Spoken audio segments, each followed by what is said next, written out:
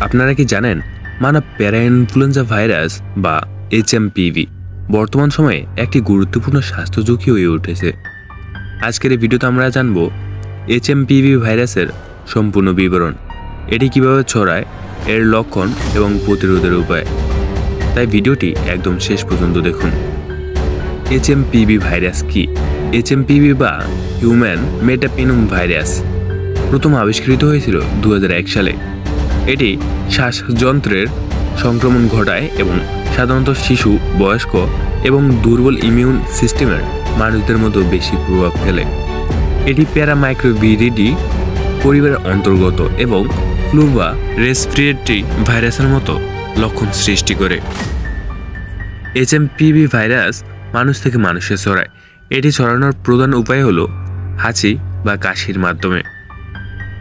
ভাইরাসের সংক্রামিত কোনো জিনিস যেমন দরজার হাতল, মোবাইল বা খেলনা স্পর্শ করার পরে মুখে হাত দেওয়া। সংক্রামিত ব্যক্তির খুব কাছাকাছি থাকা। ভাইরাসটি সাধারণত শীতকাল বা বসন্তের শুরুতে বেশি ছড়ায়। HMPV সংক্রমণের লক্ষণগুলো ফ্লু বা সাধারণ ঠান্ডার মতোই। নাক দিয়ে পানি পড়া, জ্বর, গলা ব্যথা, কাশি, শ্বাসকষ্ট। বাচ্চাদের ক্ষেত্রে খিঁচুনি বা খাওয়ার অনীহা। তবে কিছু ক্ষেত্রে বিশেষত দুর্বলতা, প্রতিরোধী ক্ষমতা থাকলে এটি নিউমোনিয়া বা ব্রঙ্কিওলাইটিসের মতো গুরুতর সমস্যার সৃষ্টি করতে পারে। HMPV ভাইরাস থেকে বাঁচার জন্য কোনো নির্দিষ্ট ভ্যাকসিন এখনও নেই, তবে কিছু সাধারণ সতর্কতা মেনে চললে এটি প্রতিরোধ করা সম্ভব। সাবান বা স্যানিটাইজার ব্যবহার করা। সংক্রমিত ব্যক্তি থেকে দূরে থাকুন। খেলনা বা অন্যান্য ব্যবহৃত জিনিসগুলো জীবাণুমুক্ত করুন। এটি একটি ভাইরাল সংক্রমণ, তাই অ্যান্টিবায়োটিক কার্যকর নয়। জ্বর ও ব্যথার জন্য প্যারাসিটামল ব্যবহার করা যেতে পারে। গুরুতর ক্ষেত্রে ডাক্তার দেখানো আবশ্যক।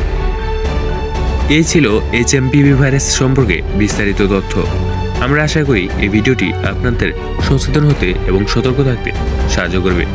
যদি ভিডিওটি ভালো লেগে থাকে তাহলে লাইক, শেয়ার এবং আমাদের চ্যানেল শুভাশু সাবস্ক্রাইব করতে ভুলবেন না।